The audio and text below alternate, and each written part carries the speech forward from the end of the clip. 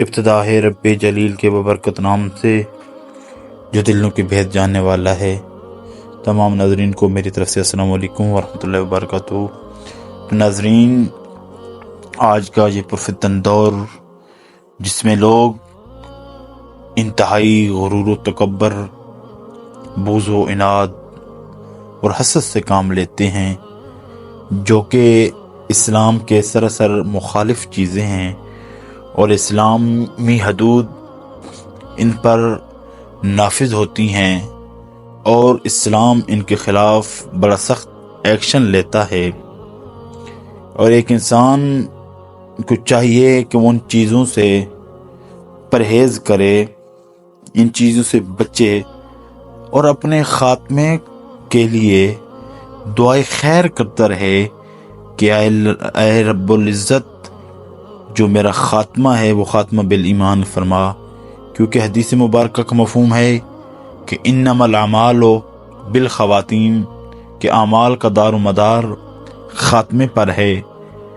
تو آج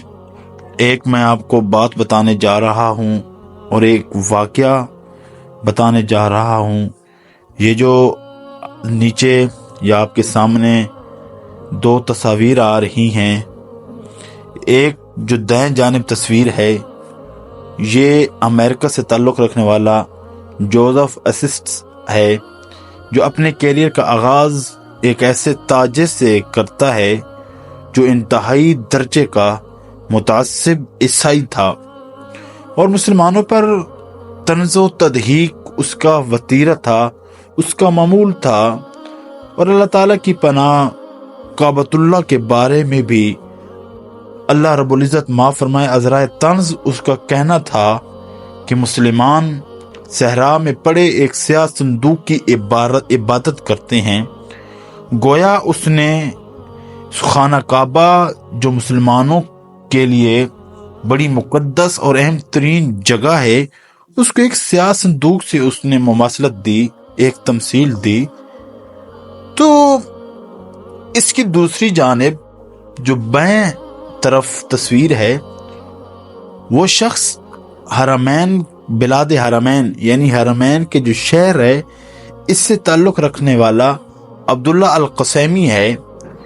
کیونکہ یہ شروع میں بڑی ہی اوج میں بڑی کمال درجے کا دائی اور مبلغ ہوتا ہے، یہاں تک کہ اس سے ابن تیمیہ دوم کا لقب دیا گیا۔ خود اندازہ لگا لیں کہ یہ کتنا اہم اور کتنا کمال کا دائی اور مبلغ تھا جس کو ابن تیمیہ دوم کا لقب دیا گیا۔ اور اس کی مشہور زمانہ کتاب الصراع بین الاسلام والوطنیہ، اسلام اور نیشنلزم کا ٹکراؤ، بہت ہی اہم ہے، جو کہ اہل علم میں اس کتاب کو بے پناہ مقبولیت حاصل ہوئی۔ کتاب کی مقبولیت کا یہ عالم تھا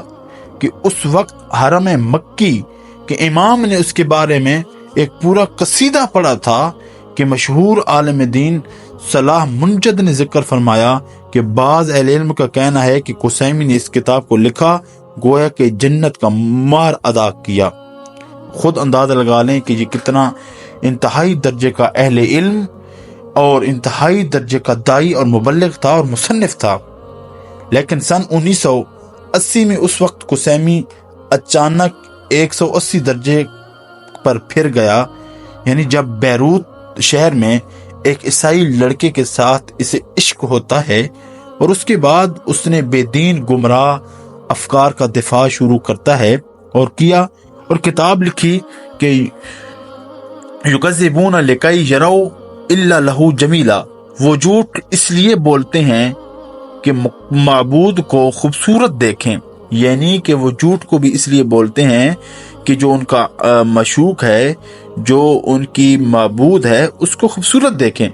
اس طرح حاضی الاغلال، یہی وہ زنجیریں ہیں۔ کتاب میں صوم و صلاۃ اور دیگر عبادات کو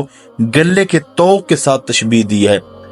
پھر اس نے اپنے ملحد ہونے اور اللہ کی وجود سے انکار کا اعلان کر دیا۔ خود اندازہ لگا لیں کہ ایک آدمی پہلے ابن تیمیہ دوم کا لقب پاتا ہے، انتہائی درجے کا مبلغ ہوتا ہے، انتہائی درجے کا ایک اہل علم ہوتا ہے، لیکن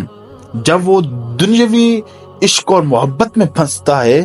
تو وہی ملد ہو کر ظاہر ہوتا ہے۔ اور پھر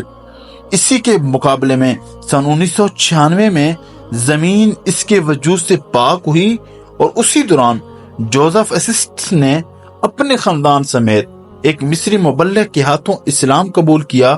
یوں ایک متعصب عیسائی سے جوزف امریکہ میں اسلام کا داعی بنا،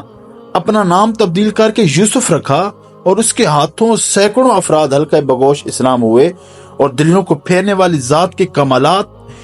دیکھیں، ابتدا ہی سب کچھ نہیں بلکہ انجام اور خاتمہ جا عبرت ہے۔ جیسے کہ میں نے بتایا